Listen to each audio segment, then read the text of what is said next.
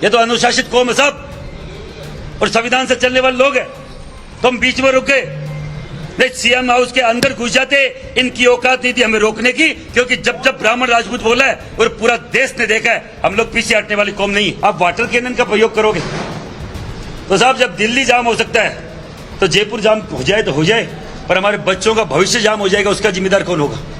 वो काला कानून हम पे थोप दिया जाएगा, जिनकी कमेटियां कॉलेज में बन चुकी है, उसका जिम्मेदार कौन होगा? कौन से विश्व गुरु की बात करते हैं ये लोग? ब्राह्मण का बच्चा अगर जेल चला जाएगा तो भारत विश्व गुरु बनेगा? एक बढ़िया का बच्चा जो जीडीपी को आगे लेके जाता है वो जेल चला जाएगा, अपराधी घोषित हो जाएगा, क्या भारत विश्व गुरु बनेगा? एक रक्षक, एक क्षत्रिय, एक सैनिक का बेटा जो इस भारत देश की बॉर्डर पे सुरक्षा कर रहा है, उसका बच्चा जेल चला जाएगा, अपराधी होगा, तो क्या सैनिक बन जाएगा? देखिए, ब्राह्मण समुदाय से विजय कौशिक जी बैठे हैं, हमारे राजपूत समाज की सबसे बड़ी संस्था राजपूत सभा से हमारे यहाँ विराजमान है पदाधिकारी धीरज सिंह जी। आप हमारे जयपुर के ग्रामीण के जिलाध्यक्ष हैं और अलग अलग संगठनों के लोग यहाँ विराजमान हैं, नरेंद्र महलू जी, भीम सिंह जी, दिलीप सिंह जी, शेर सिंह जी, कालवी, नारायण सिंह जी दिरोड़ा। आज हम लोग शाम को ये तय करके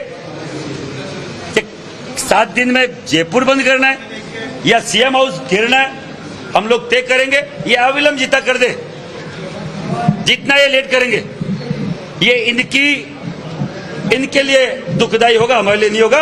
हम जो 24 दिन से चल के आ सकते हैं तो 24 दिन और या पैदल यात्रा, चाहे गांव गांव, घर घर, गली गली करना पड़े, हम बकायदा इनको जवाब देंगे। और बकायदा सीएम हाउस घेरना तो सीएम हाउस, राजस्थान बंद करना राजस्थान बंद, या जयपुर बंद करना, इसकी बकायदा हम लोग अनाउंसमेंट करेंगे, इसका निर्णय लिया जाएगा।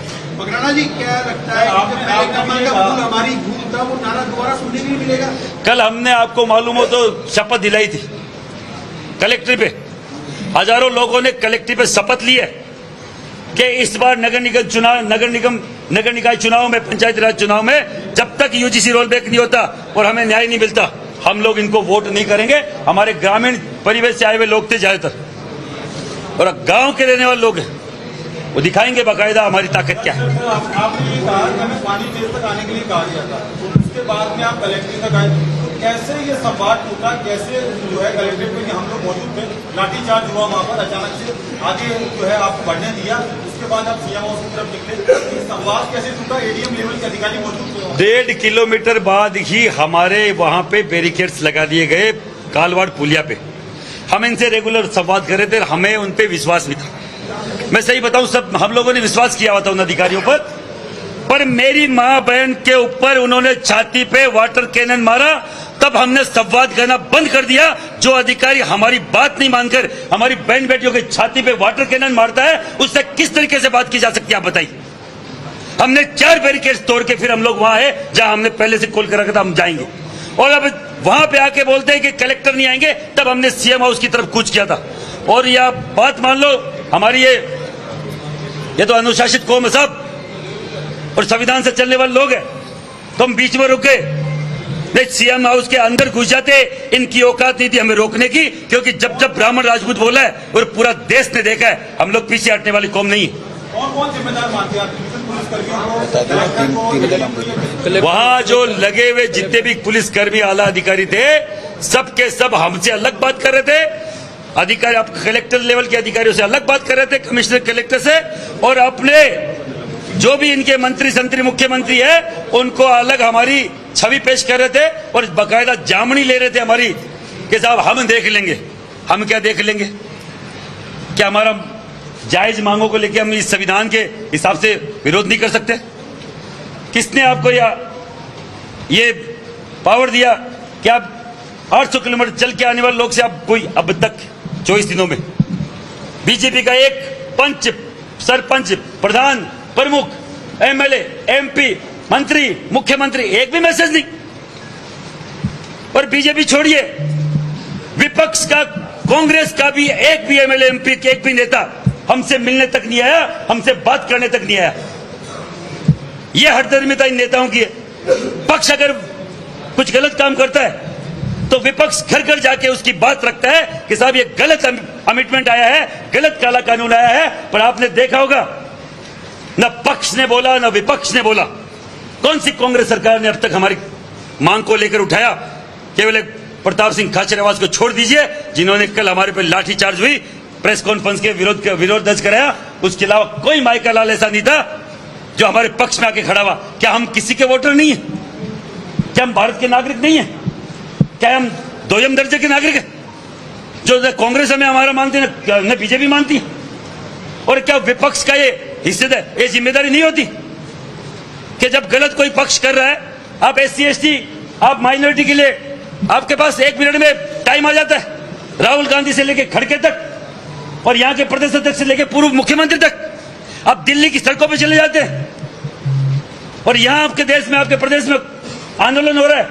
आप 2 शब्द बोलने जैसे नहीं है और आप उम्मीद करते हैं कि हम अगर बीजेपी का विरोध करेंगे तो आपको जिताएंगे, चाहे तीसरा धड़ा खड़ा करना पड़ जाए और चाहे निर्दलीय हमें लोगों को जिताना पड़ जाए।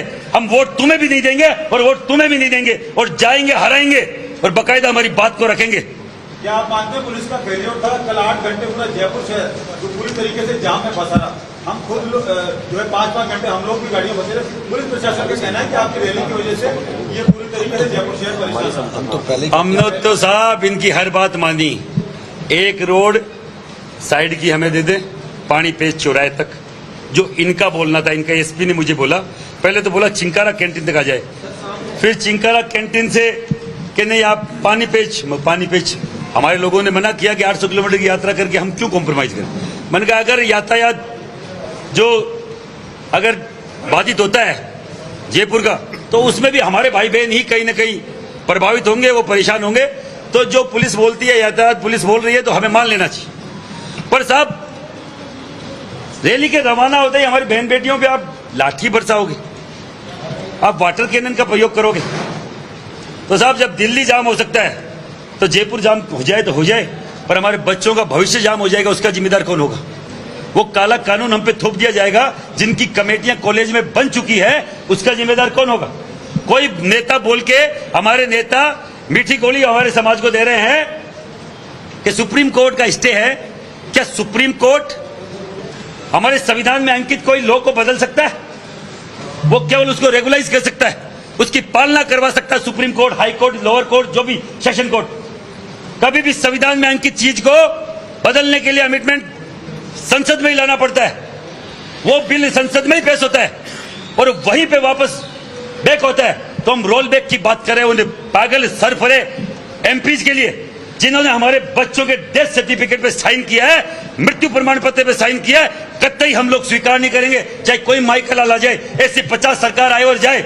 ये देश और देश का बच्चा रहना चाहिए और इस देश का बच्चा जो इस भारत का भविष्य है वो रहना चाहिए। कौन से विश्व गुरु की बात करते हैं ये लोग? ब्राह्मण का बच्चा अगर जेल चला जाएगा तो भारत विश्व गुरु बनेगा? एक बढ़िया का बच्चा जो GDP को आगे लेके जाता है वो जेल चला जाएगा, अपराधी घोषित हो जाएगा, क्या भारत विश्व गुरु बनेगा? एक रक्षक, एक क्षत्रिय, एक सैनिक का बेटा जो इस भारत देश की बॉर्डर पे सुरक्षा कर रहा है, उसका बच्चा जेल चला जाएगा, अपराधी होगा, तो क्या सैनिक बन जाएगा? ये देश विश्व गुरु बनेगा इसे? महिपाल जी, आपने तीसरी पार्टी की बात की है, क्या आप लोग कोई सवर्णों की पार्टी बनाएंगे? और दूसरा सवाल देवेंद्र सिंह पालड़ा देवराज सिंह पलाड़ा, चूंकि नाम देवेंद्र सिंह का जगह पे देवराज सिंह पलाड़ा। इस जगह पे उनकी डेथ भी कैसे डेथ हुई है? क्या पुलिस की लाठी से हुई या वाटर कैनन से हुई? वाटर कैनन के प्रहार से उसकी छाती में दर्द हुआ। वहां जो विरोध प्रदर्शन जहां से हम लोग रैली लेके आ रहे थे, कालवाड़ रोड बाईपास पे, वहां पुलिया पे नीचे वाटर कैनन का प्रहार उसकी सीधी छाती पर हुआ। घर पे जाके उसने बताया, उसके भाई से भी मेरी बात हुई, आज दाह संस्कार भी हो गया उसका। तो उन्होंने बताया कि उसके बाद उसके रेगुलर उसके चेस्ट में पेन चल रहा था। नजदीकी कोई अंबे हॉस्पिटल है, वहां उनको एडमिट कराया गया। उनके जब हाथ से बाहर बात गई तो उन्होंने SMS शिफ्ट किया, बीच में उसको अटैक आया, वो एक्सपायर हो गया। वो केवल और केवल पुलिस की इससे हठधर्मिता से, इससे बर्बरतापूर्वक कार्रवाई से हुआ है। सरकार जल्द से जल्द उनको निलंबित करे, उसे अधिकारियों को जिन्होंने वाटर कैनन चलाने का हमारी महिलाओं पे, और उसे एक बच्चे की आपने बलि ले ली, जो हमारे मूल OBC का बच्चा था, हमें समर्थन करने आया था। उसका जितना धन्यवाद करे कम है, हम उसको वापस नहीं ला सकते, पर हमारे संस्थाओं की तरफ से भी उसको हम लोग आर्थिक मदद देंगे। पर 1 करोड़ का मुआवजा, सरकारी नौकरी सरकार जल्द से जल्द उसको दे, नहीं तो हम लोग बाकायदा इस जयपुर को घेरेंगे, सीएम हाउस घेरेंगे, राजस्थान बंद का भी हम लोग प्लान कर रहे हैं। 7 दिन के अंदर ये करे, अविलंब हमसे बात करे और यूजीसी के मुद्दे को हम लोग यूपी यही स्वर्ण न्याय यात्रा करने को तैयार है।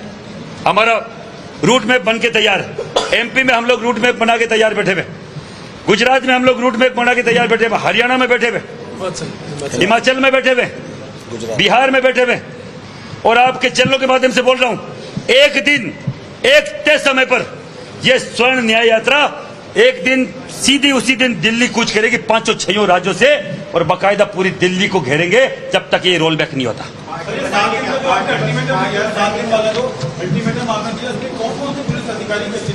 अरे बता दीजिए, 3 है। बीएल मीणा बोलो। ये additional SP Bajrang Singh, DYSP BL Meena, Guru Bhupendra Singh असच्चो और उनके साथ जो भी वहां और जो हमें नाम मालूम चले वो 3 नाम है। और वहाँ खूब सारी जिनकी ड्यूटी थी उनके अधिकारियों को तो मालूम है किसकी। 7 दिन में अगर इनका सस्पेंशन नहीं होता है तो क्या करेंगे? बता दीजिए साहब, सीएम हाउस घेरने की प्लानिंग हमारी है। हो सकता है जयपुर भी बंद करें और फिर भी हठधर्मिता रखी, राजस्थान बंद करेंगे और फिर भी नहीं रखी तो निकाय चुनाव के जो 15 तारीख से गाइडलाइन जारी हो रही है, गांव-गांव घर-घर जाएंगे और निकाय चुनाव में, पंचायती राज चुनाव में इनको हराएंगे। पार्टी बनाएंगे क्या? पार्टी बनाएंगे? सरकार पार्टी का तो अभी मालूम नहीं, हम तो गैर राजनीतिक लोग हैं, पर ऐसे लोगों को जरूर सपोर्ट करेंगे जो इन दोनों पार्टियों को हराने का काम करेगी। हमारे लोग खड़े करेंगे।